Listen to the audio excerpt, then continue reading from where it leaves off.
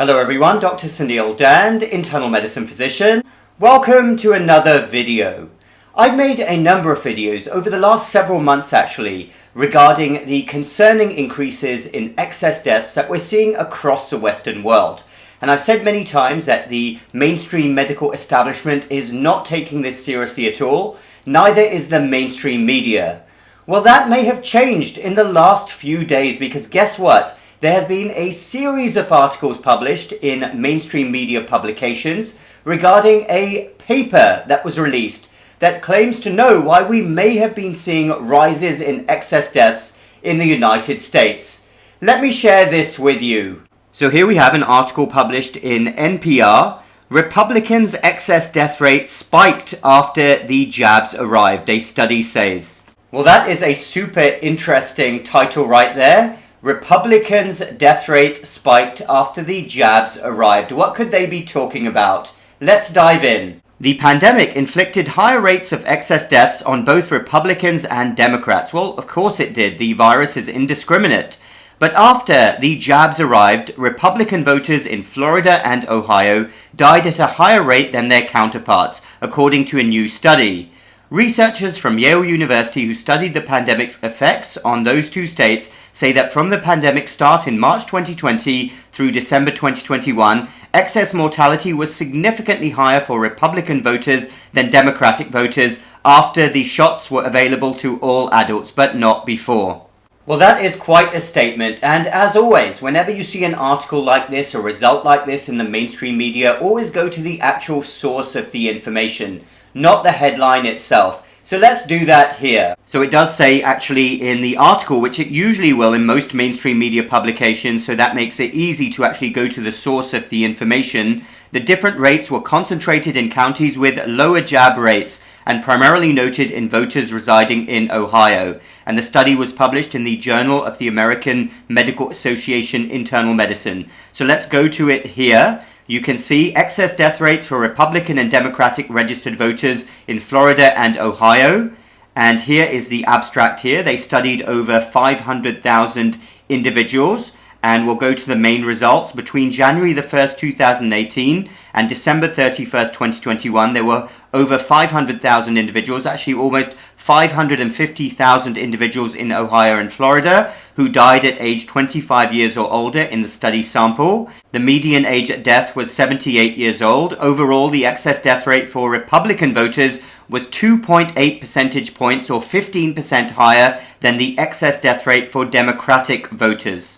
And then they say in the adjusted analysis, the excess death rate among Republican voters was 43% higher than the excess death rate among Democratic voters. They may have used a relative measure there. Remember, I talk about the difference between relative risk reduction and absolute risk reduction, but this isn't the same thing, but they probably did a similar calculation there to arrive at the 43%.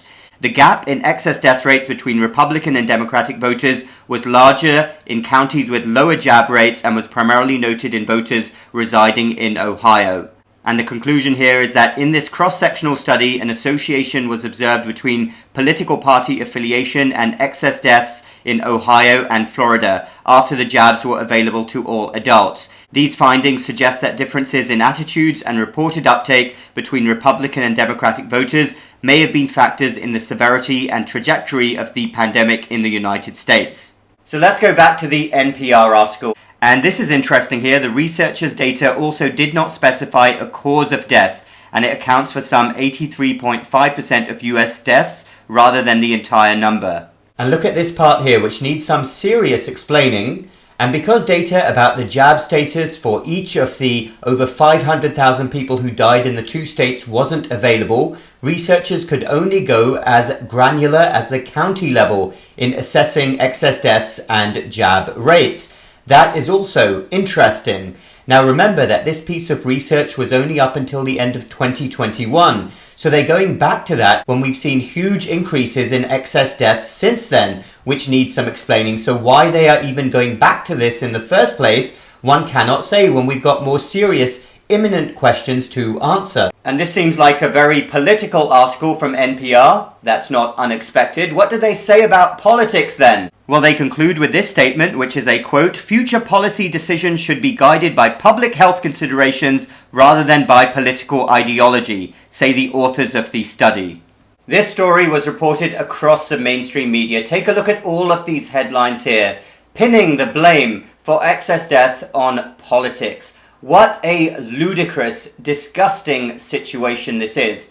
Clearly, the article itself is politically motivated. Firstly, it's a very weak paper. That's my first thought. This isn't a strong paper at all, and it shows an association, missing out all of the confounding variables. But why did the authors choose Florida and Ohio, which just happen to be two crucial political states? They claim that they are not political, when clearly this is a politically driven article, and it's completely missing all of the elephants in the room for why we're seeing these tragic increases in excess deaths across the Western world.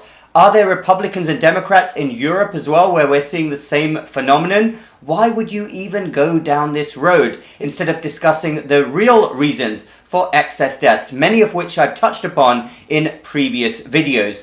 Confounding variables is not even a strong enough term to describe what could be contributing to excess deaths here. Some of them have already been talked about before, widely. The effects of lockdowns, especially on different socioeconomic classes.